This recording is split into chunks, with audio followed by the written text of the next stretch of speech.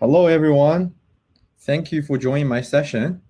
My name is Luke Zhang. I'm really honored and happy to join the session and give you guys the talk today about we are all data scientists. 2020 has been a crazy year, as you guys all might know.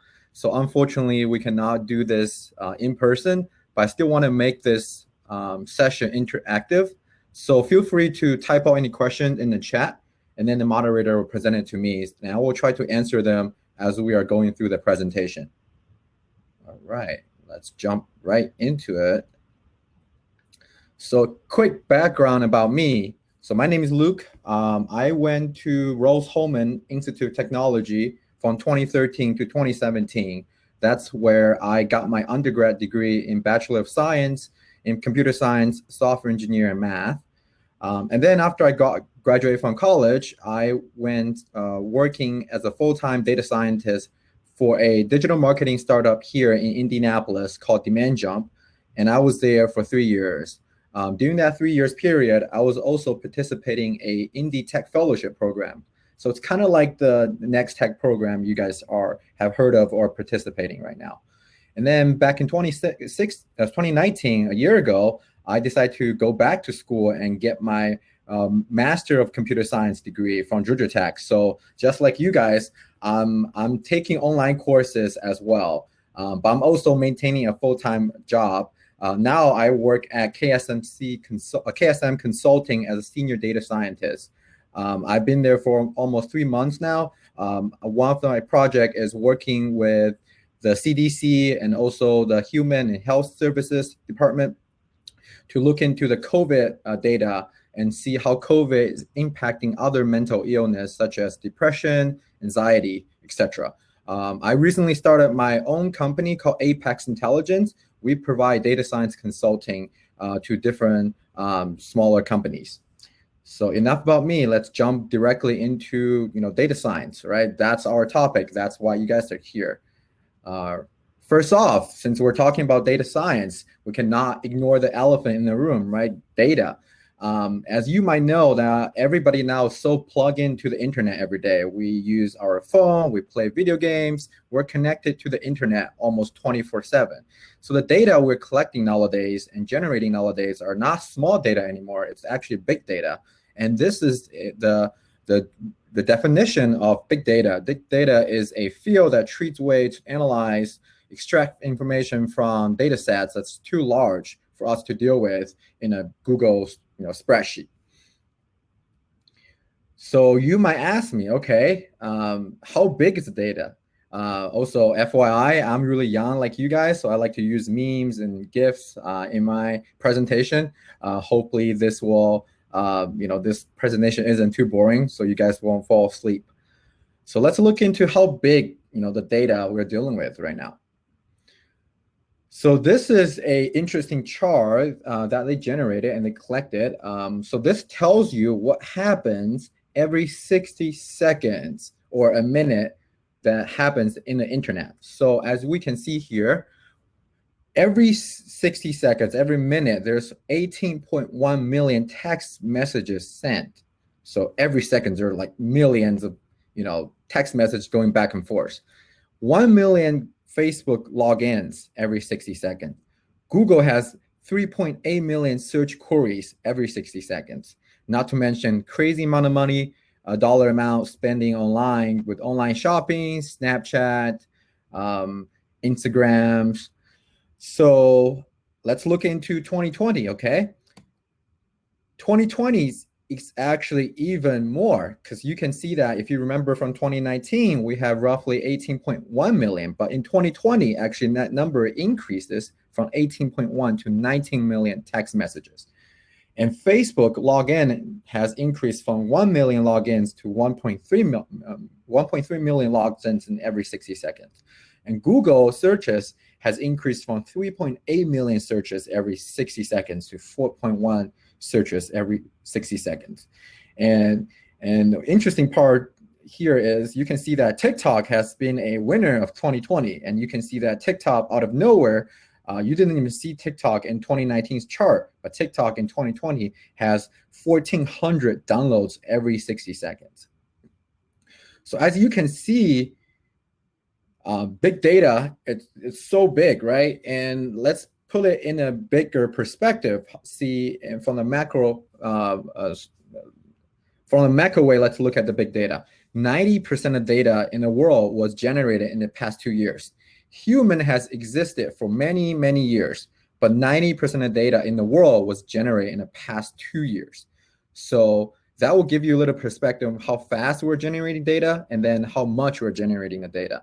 And then 3.7 billion people use the internet, or roughly almost 50% of the population in the entire Earth.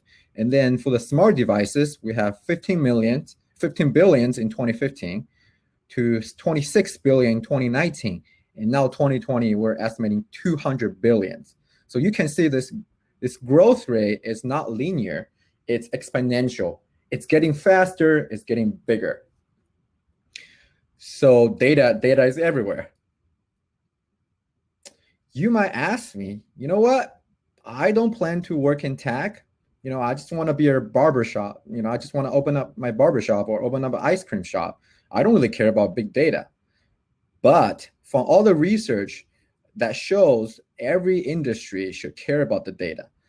Let's say you want to work in travel or logistic or public sector or media or consumer retails. You should still care about your data. I'll give you a really quick example. Let's say, Luke, me, right? I'm going to quit my data scientist job. I'm going to open up an ice cream shop somewhere down my block. And the one thing I want to know is, okay, if I want to sell ice cream, what kind of flavor should I sell? So that involves some research and data mining, because I want to know in my neighborhood, what's a favorite flavor for all my neighbors. Once I figured out their favorite flavors, then I can go generate my secret, recipe for this flavor. Then I can sell it. That's why I can make more money. So that is why in almost every industry we should care about data. So let's look at data science, okay? Right? Data science is sitting in this intersection of computer science, IT, math, statistic, and domain knowledge. So I'm going to give you guys a quick rundown of what's the data science process look like. So first, data science, you need data. So the first step is you're going to prepare data. You're going to find your data that you want to do research on, clean up. And the one thing that a lot of people don't realize that in real life, data is really, really messy. It's not well prepared. It's not clean. There are a lot of useless data. There are a lot of data that just doesn't work. So majority of my day as a data scientist is actually spent on cleaning data and preparing data. And then once you have the data prepared well, you start doing some exploratory data analysis, looking at those basic statistic values of those data, like mean, median, mode, and all those things. And then you'll get into higher level of machine learning, data science models. And then once you build this model, you start iterating and go through this. You test your model, see if your model works, and then you go back. And then you will spend a lot of time in front of your computer trying to code it out. And then you will talk to the business people and trying to validate whether your model is working well enough or not. And then you go back to this whole process, which this whole process, I'm sure might be your first time hearing about it. Sounds crazy. But later on, I will show you a live example of why we are all data scientists in real life. So you're probably thinking about this, right? Data science. Are they doing crazy math in their head? And your speaker, it's an Asian guy who's probably good at math. So that's not true at all. Let me show you. You're probably thinking, okay, data scientist, you're the guy wearing glasses, sitting behind the computer, coding a lot. And I will show you another meme that what other people think of data scientists, right? What your friends are thinking you're doing crazy math. What your mom's thinking is you're hacking the computer, you're plugging into the internet. And then the society is thinking you're lifting the world by making the world a better place, by creating crazy algorithms. Your boss is thinking you're just generating pretty graphs. And you are thinking you're doing some crazy machine learning math stuff, but you are actually just a typing monkey in front of the computer. So I will give you a quick example of live data science project. We've all crossed road before. We all know when you cross the road, you start thinking, looking left and right, watching all the cars coming from your left and right. At that moment, you are actually a data scientist. Why? Because first, you're using your senses, you're using your eyes, you're using your ears to collect data around you. You're looking, right? That's the visual data you're collecting. And then you're hearing the sound. That's the sound data you're collecting. And then in your brain, you're actually building a probability model to predict if I cross now, what are my chances of getting hit by a car or by a person? So at that moment, you actually just complete a data science project. You are a data scientist because you're utilizing data, right? Think back on the data science model we talked about, the process. First, you gather all the data, and then you start building model in your head to predict the chances of you getting hit by the car. That's a model building part. And then you probably have to go through that decision multiple times in your head. Finally, you think, okay, there's no car coming around. This is a clear path. I walk this fast. And so by the time I get across the street, I won't get hit by a car. So effectively, you act like a data scientist in that moment, as simple as just crossing the street. Let me give you another example. So as we all know, COVID time, a lot of scientists have done research on wearing masks and thinking that, okay, if public all wear masks and keep 6 feet distance, that will eliminate the chances of having COVID spread among people. So imagine you're going to the grocery store. First thing, before you even enter the grocery store or actually enter any public space, I hope all of you guys are wearing a mask. Why? Because we collect the data, and the data scientists on the medical field already told us, okay, wearing mask it's helping you to prevent COVID from happening. So you got this piece of information. So before you leave your house, you grab a mask. So you got the information, you got the data, then you process it, and then you're thinking, okay, maybe wearing a mask to public place is a good decision. So that's a very first step, very first data science project you already did even before you leave your house. And then once you enter the grocery store, you start navigating the crowd. You see people coming in your way, and then you try to stay away from them. Not because you don't like them, it's more because for the safety for everybody. So you're trying to keep the 6 feet distance. So you are effectively looking at everybody and see where they're coming towards you. And then in your brain, you're calculating, you're making the data science decision of thinking, okay, this person is coming towards me, he's walking this fast, so I should be slowed down, I should turn around so that we don't get too close. So that's already the second data science project you did in that situation. And the third data science project you will do in a grocery store is, let's say your mom give you the task of going to a grocery store and buy something healthy, green. And my mom should be really happy right now because I'm giving a presentation on grocery store and I'm giving a photo of all the green healthy food. So your mom give you the task of buying healthy food. So you go to the healthy food section and start looking at all those, vegetables.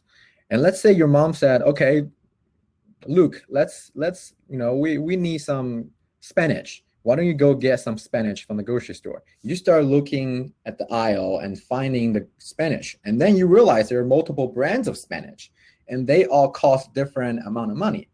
And deep inside, your mom gave you too much money to buy the spinach. So you can save yourself a little bit by picking the cheapest spinach and then use the rest of the money to get yourself a candy or chips or whatever you like, or ice cream. So in your head, you actually already did the data science project in your head because you have, let's see how many data points you have. You have how much money your mom gave you, and then the task is trying to buy spinach and also buy your favorite other candies and chocolate, whatever. And then in your head, you're looking at different spinach brands and then see the prices. So you're doing comparisons in your head. You're running all the data science crazy models in your head without you even knowing it. And then eventually you figured out, okay, this, this brand Lucky, let's say this brand name is Lucky. Lucky brand has really good Spanish. It's really cheap. I'm gonna get that one, and then I will be left out with like $5. And then I can get 2 candy bars or something. So that's the third data science project we already did in a grocery store. Okay, I see a lot of questions coming in. I will try to answer them right away in a bit. Sorry. So as we can see that in real life, everybody's a data scientist. Why? Because human beings, we rely on our senses to receive different kinds of data. And then we use our brain, the smart brain, which is way more powerful than the CPU or your computer, or to make data science models. And then in your head, you're making those decisions. Those decision-making process is actually a mini data science project. So that's why we are all data scientists. So from those live examples, have we gone through crazy math like you guys thought about? Not really, right? People have this perception of data scientists are doing crazy math, are utilizing crazy computers to create, crazy, insane models. But throughout our real life examples, that's not the case. We are all data scientists, and we do simple decision making every day in our real life. So if you want to go deeper on data science, right? If you want to be a data scientist like me, there are a couple resources online. First, one programming language that I would recommend is Python. So I didn't actually learn how to program in Python. I kind of learned it myself. I started out with Java and C. That's what my school, my undergrad school taught me to program in. But Python is widely used by all the data science community. A lot of data scientists use Python because there are a lot of open source packages, meaning those are free for people to use, and you can plug it in and use right away. And Python is a human readable language. A lot of things it's really easy to understand. So I highly recommend you guys to check out Python. And obviously, Coursera is a really wonderful online course platform that provides free courses to different students. And since you guys are high school students, you can probably sign up for Coursera courses for free and get those certificates. I personally still take Coursera courses, and I have this goal: finish one certificate, one course each month. And I'm still I haven't broke my promises yet. So finger crossed. Hopefully, I can continue that trend for a while. And also YouTube. A lot of people, I'm sure you guys watch YouTube for your favorite games or other videos. And there are a lot of people uploading wonderful data science, math, statistic videos on YouTube. And I joke around that even nowadays, even a 3-year-old kid can hop on YouTube and learn almost everything. So highly recommend you guys to check out those resources. And also, I found this link from DataCamp. They pretty much find a lot of resources and summarize them in this one blog. And I already shared this presentations link with the moderator and with you guys. So you guys will probably get this link and go ahead. You can check out all the stuff I talked about and also this link. Also, don't forget about Nextech. I am really jealous of you guys. When I was in high school, I didn't have Nextech around me, and I had to actually. I will share you guys a quick story about why I got interested in computer science or math. So I went to a private school in Florida, and luckily we have this computer teacher, a programming teacher, who takes interest in me because I was really good at math, and he knows. Back then he knew I was really into gaming, whether it's Xbox, PS2. Back then was PS2 or PC. And one day this this teacher came to me and said, "Luke, why don't you go learn how to program? Because programming gives you a lot of ways to explore the world. And also, I know you play Minecraft. So if you want to create something cool in Minecraft, I might show you some cheats if you learn how to program. So that's how I got started. And then one thing leads to another. He also told me there are a lot of programming competitions out there for high school students, whether it's from other high schools or the universities. And the teacher told me, if you win those, if you participate in those programming competitions, normally they give out prizes. If you won top three, in those programming competition, you get to bring home a monitor or a PC or an Xbox, and that triggered my interest right away. I start programming. I start to learn how to program and practicing for those programming competitions, and end up bringing home a lot of those gaming consoles and everything. So I highly recommend you guys go check out programming competitions, take more interest in coding, because I feel like in the future, a lot of things can be done faster or automatically by programs, and that will require a lot of people that will require a lot of programming skills. And Nextech is a great resource. Like I said, I'm really jealous of you guys. I really wish I had that opportunity when I was in high school to have this such amazing program to guide me through how to systematically learn to program. And I will finish my talk with this wonderful meme. You are a data scientist. We are all data scientists. So don't get bothered by the perception of what a real programmer, what a real data scientist looks like. I want to say a lot of those presumptions are not true. And you all have this wonderful ability to learn something very quickly and then be who you want.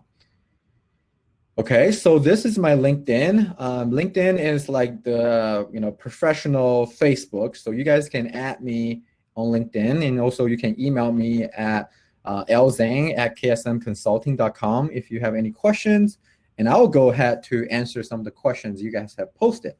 First question, it was posted by Jill.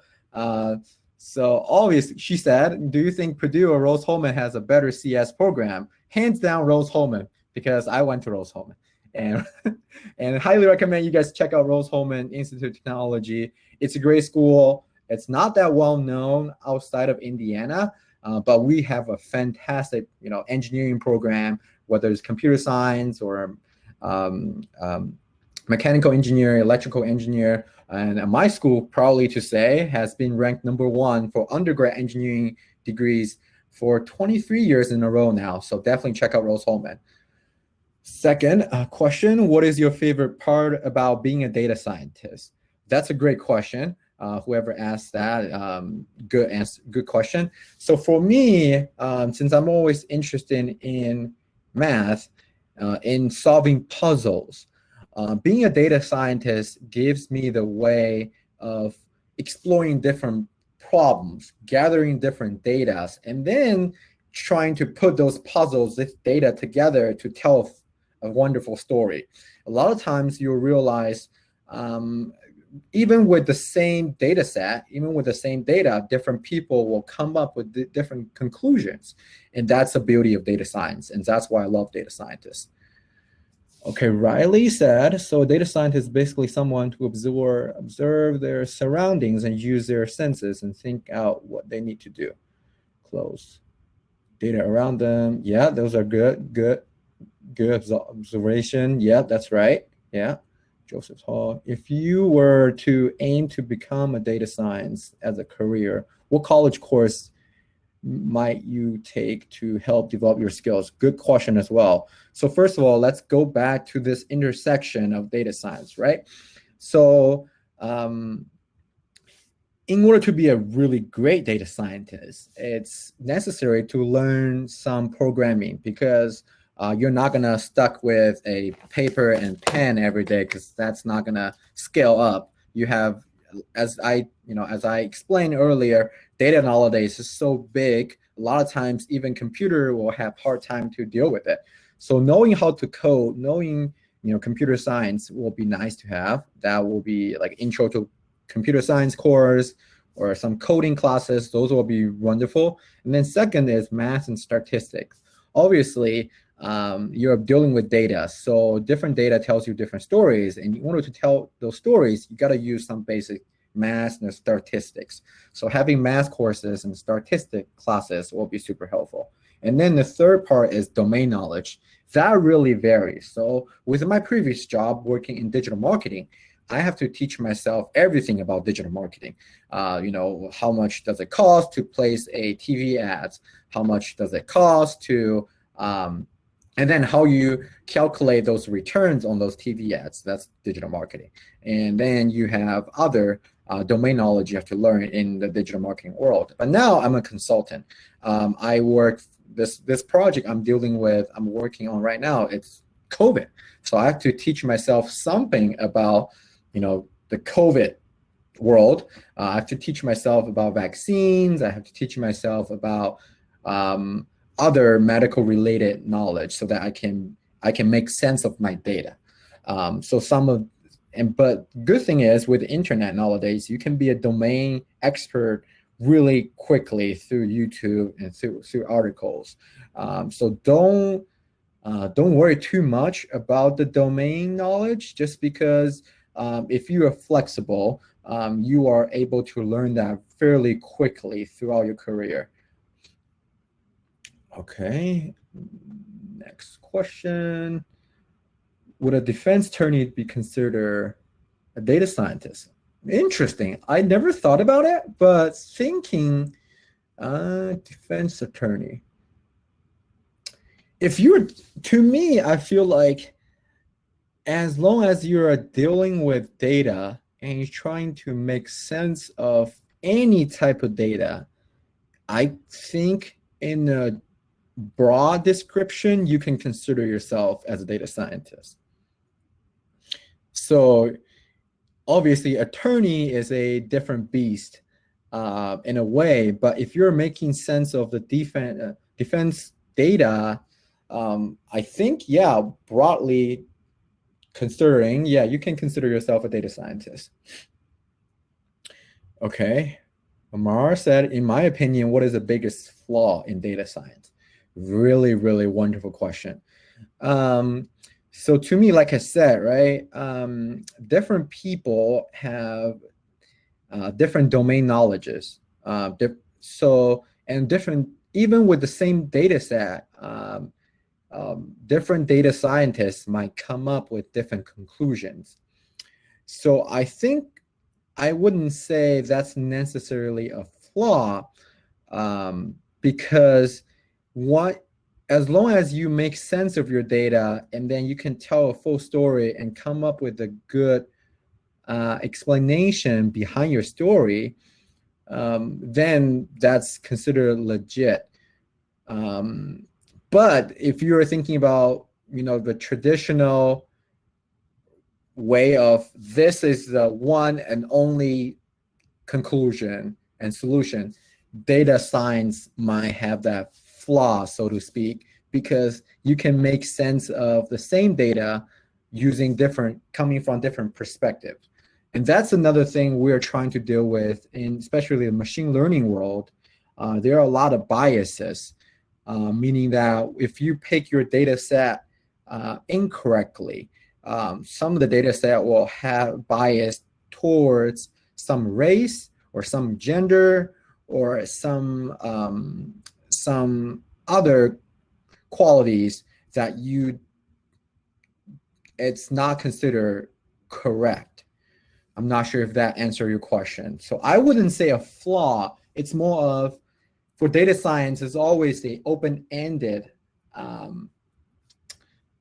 It's always open-ended. So there's no 100% fix one solution. There will always be more solution as long as you can justify it. Okay, let's see, another one.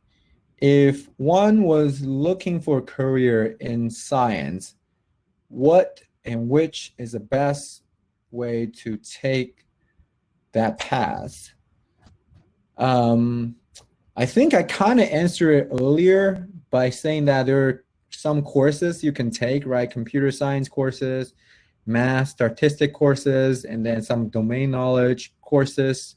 Um, and so I think that my looking for. And I've had a lot of friends. I think when you say looking for a career in science, you mean general science like biology or anything. Surprisingly, a lot of bio major friends that I have, or other like chemistry major or any science major friends that I have, they are actually really decent. They're pretty good at coding and math and domain knowledge. So in that case, for their background, their domain knowledge will be in chemistry or physics or bio, and then they learn how to code, and then they know a little bit of math, and that effectively makes them a data scientist, because you're focusing on the things you really love, which is biochemistry or something like that, and you also picked up how to do coding, which will make your job more automated, because a lot of times nowadays, a lot of scientists are actually just coding behind a computer and doing simulations. They're not down the lab and doing. Some of them still have to do the labs, but you can run a lot of simulation through computer. So I definitely recommend to check out coding courses, math courses, and let me see. Are there any other questions? Okay, I don't see any other questions. All right, I'm looking at the chart. Yeah, I'm sorry, I'm looking at the chat as well. And I have two monitors set up, so sorry if I'm not looking at you guys. Yep, I think I answered all the questions. And I never, as a student, I never like professors who drag the classes and go over. And luckily, we are 3 minutes early. Unless you guys have any other questions. And that concludes my session. I hope you guys learn a lot today. And hopefully you get to, see a real data scientist, and then understand what we do, and maybe see your potential in being a scientist in the future. Yeah, thank you guys. Thank you, thank you.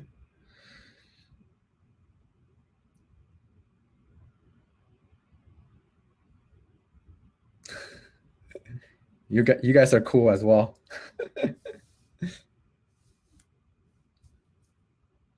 Yeah, good luck with other sessions. I've been a mentor with Nextech for, oh man, 3 years now. So maybe when things are back to normal, finger crossed, I will probably see some of you guys in the summer program. That's when I normally volunteer my time. Um, yeah, and feel free to reach out to me. I will have my info up here. Yeah, feel free to reach out to me if you have any questions. And good luck with the next other sessions. Thank you, Karen. All right, I will sign off now, and you guys have a wonderful day.